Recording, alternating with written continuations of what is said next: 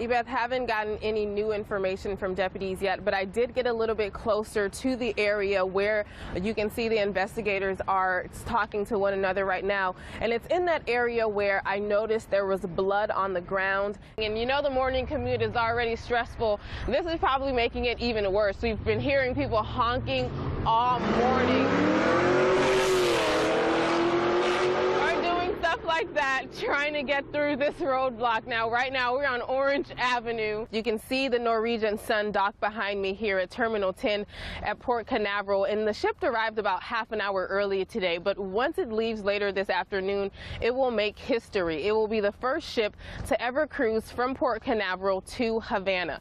That's right, Brittany, and apparently it all went down along this dirt road. I just spoke to a neighbor who says that man was just walking down this road shooting into the air, and that's when she called police.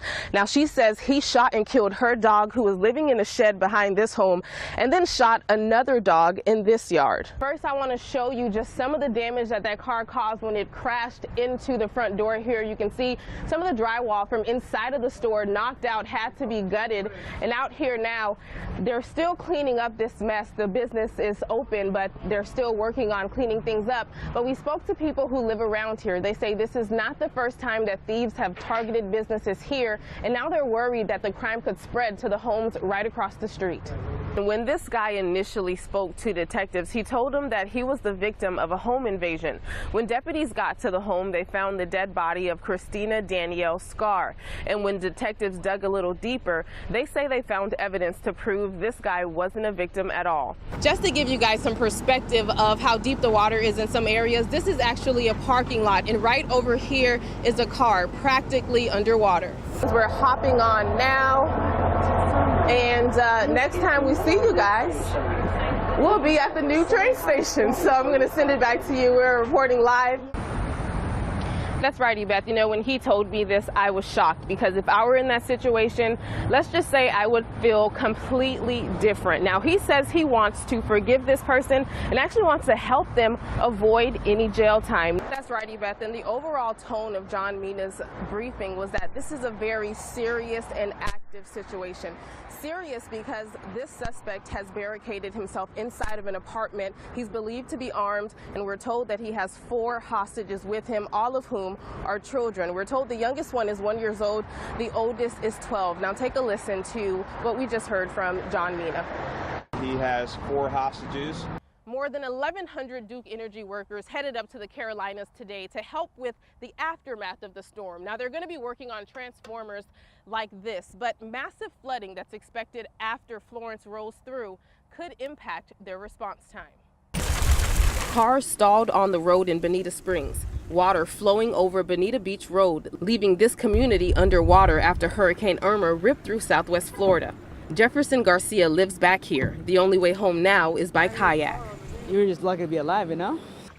So we've gone through maybe 3 blocks already in total devastation. I mean, you can see things. That's a couch that was probably inside of someone's home. That's a chair, another couch. This is really, really, I don't even have words. That car practically submerged. And this is a community that just dealt with flooding 2 weeks ago. You're helping me out. You let me come out here on your canoe. How is it just to see this? It's just saddening, you know. After a while, it starts to sink in the real thought that this is real, and we've lost a lot of our stuff. Now we got to start from scratch, but just waiting for this water to go down.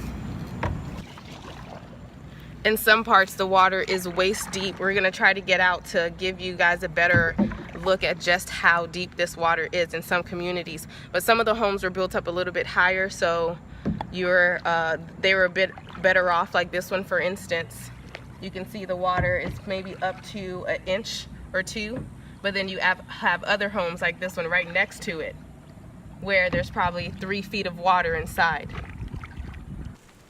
We saw the worst, but you know, it's only material objects, so as long as we're living, that's the best. You know, it was really eerie going down this road in a kayak with Jefferson, and I asked him what he plans to do next. He tells me that now he's staying with family and friends until they find a solution. They're not sure how long it's going to take for these waters to recede. The last time it flooded here, it took about a week. So these people here just dealing with another blow, this time from Hurricane Irma. Picking up the pieces. This mess caused by crooks, who police say rammed a car into this Metro PCS store in Orlando early this morning. How stupid can you be? Phil Beaver, who goes by Puppy, lives right next to this plaza. He says this area has been hit a lot in the past. I've heard them like 2 or 3 different times in the past. Hear glass breaking. In one case, he says he had to chase the robbers out of a Little Caesars store 2 doors down from the Metro PCS. They've got me on tape at Little Caesars, coming up with a baseball bat and chased them out of Little Caesars. The crooks also targeting this restaurant, shattering this side door here to get through. They also went after this China Taste restaurant next to Little Caesars, targeting 3 businesses at this plaza in a matter of minutes. It just gets so frustrating for them. They're all good people. It was a tight squeeze driving this car out the way it came in. The front panel up by the headlights dented. Colton lives right across the street. He's worried if this keeps happening, things could escalate. It's kind of nerve-wracking because my biggest worry is them moving away from the businesses and moving into the residences across the street. There are plenty of cameras out here, so whatever happened was definitely caught on tape. This is ridiculous with the car going all the way through it. I can't tell you what's on their minds. Back out here live, we're showing you just one of at least 5 cameras that are outside of these businesses out here. Detectives will be going over the surveillance video to figure out who might be responsible for this.